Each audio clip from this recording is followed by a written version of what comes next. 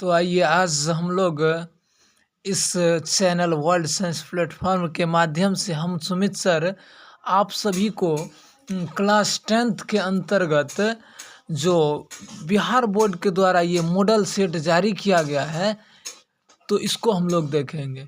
तो आइए आप लोग बने रहिएगा। हम लोग साइंस के अंतर्गत बायोलॉजी के सेशन को देखेंगे। तो आइए हम लोग बायोलॉजी के सेशन को देखते हैं। यदि आप लोगों के पास ये मॉडल पेपर 2024 का नहीं होगा तो आप लोग मार्केट से या किसी दुकान से मंगवा लीजिएगा और बहुत ही बेहतरीन सेशन होगा। आप लोग जुड़े रहिए हमारे इस यूट्यूब चैनल और हमारे साथ।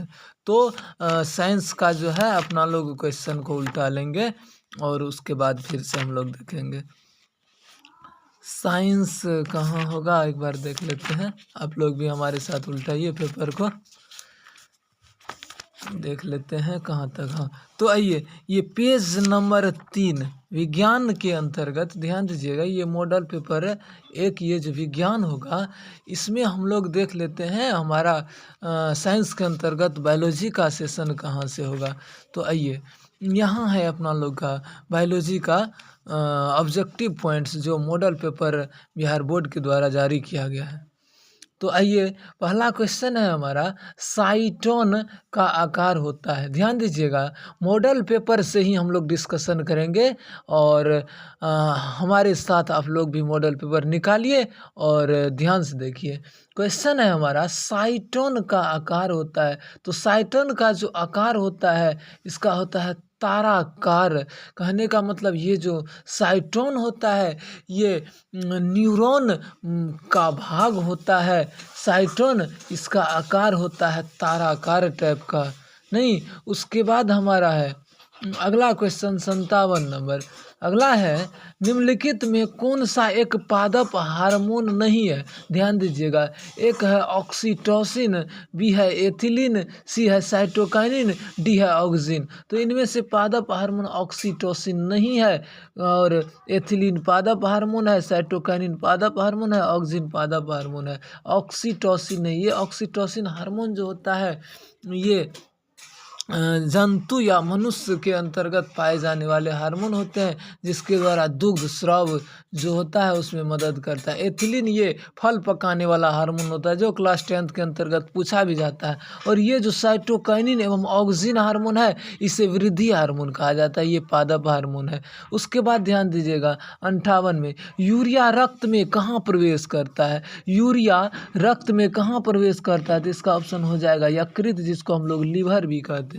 यकृत, और यकृत जो होता है हमारे शरीर की सबसे बड़ी ग्रंथि होती है और यकृत के द्वारा जो होता है पित्त रस का स्राव होता है। ये भी बहुत इंपॉर्टेंट ऑब्जेक्टिव है।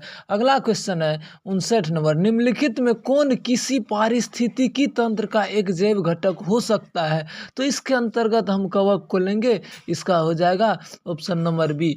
देखिए अभी हमारे पास बहुत कम ही समय बचा है एग्जाम के लिए, इसलिए हम लोग पॉइंट टू पॉइंट बात करेंगे। जो आंसर होगा उसको देखेंगे और उस ऑप्शन से रिलेटेड जो कुछ डिस्कशन करने वाला होगा, जहाँ से कुछ क्वेश्चन बनेगा, जहाँ से कुछ क्वेश्चन उठेगा तो उस पर हम ज़्यादा डिस्कशन करेंगे, नहीं तो आगे बढ़ते चलेंगे।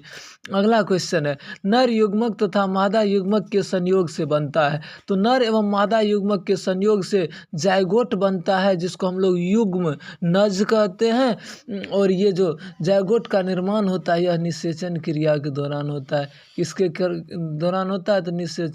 ध्यान देगा तो पहले जायगोट का निर्माण होगा, नर एवं मादा युग्मक मिलेगा, उसके बाद जो होगा जायगोट का निर्माण होगा, निषेचन क्रिया, जायगोट के बाद निषेचन क्रिया होता है। अब ध्यान दीजिएगा अगला है, अब नर युग्मक हमसे पूछेगा तो नर युग्मक शुक्राणु होता है और मादा युग्मक क्या होता है अंडाणु होता है। नहीं, अगला है अपना लोग का 61 नंबर। पादप अपशिष्ट संचित करता है, मतलब पादप के द्वारा जो अपशिष्ट पदार्थ बाहर निकलता है तो वह संचित कहाँ रहता है, पौधा के किस भाग में संचित रहता है।